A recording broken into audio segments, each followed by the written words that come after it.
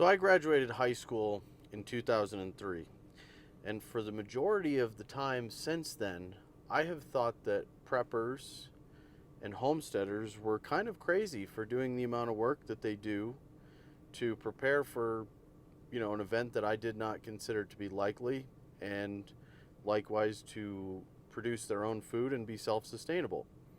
Um, but that was in a time where we had a healthy culture of debate, so the marketplace of ideas was being kept purified through the testing of ideas, the discussing of ideas, instead of the enforcing of policies and fact checking done by people who have an agenda.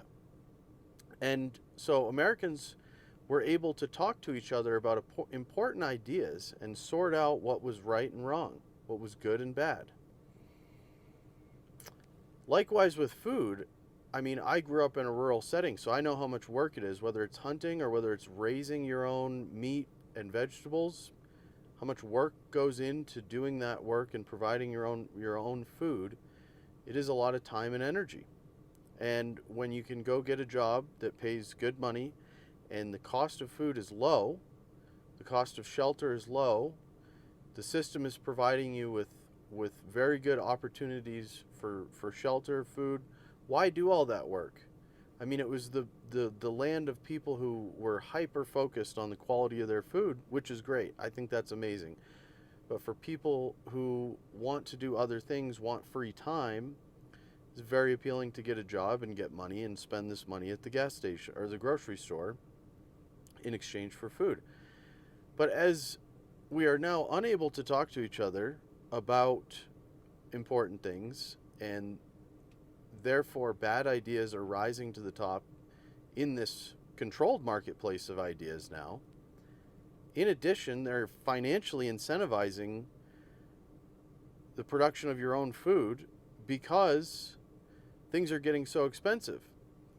So those two things indicate to me that there is a potential for conflict in the future. So prepping makes a lot more sense, and therefore homesteading not only makes sense on a financial basis, it also makes sense on the basis that if you're going to prepare, one of the pillars of preparation is to not be dependent on the system that is oppressing you. You cannot rebel or revolt against those who are providing you your food if you are helpless.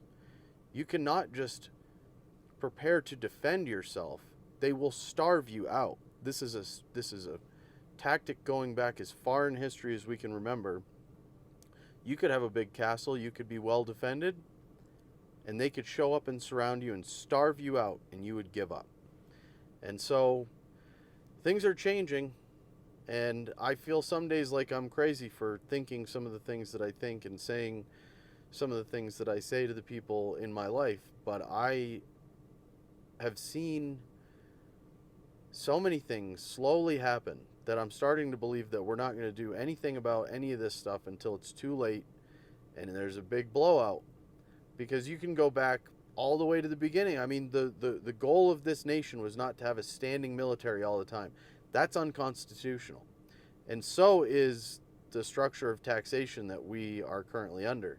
And I know anyone who says that, the tax system is unconstitutional in the U.S. is just immediately dismissed by most people. And they're like, shut up and pay your taxes. This is the way the system works. Okay, but that's a big deal. And we didn't do anything about that. So these little incremental changes that they're making that are serving to further divide us and further prevent us from engaging with each other, it just indicates to me that we're not going to do shit about this either. The spirit of rebellion and the demand for the government to represent us is just not something that we as Americans have in our blood anymore. What we have left in our blood is just cowardice and inaction, fed by Netflix and foods that come out of cardboard boxes. What a time to be a fucking live.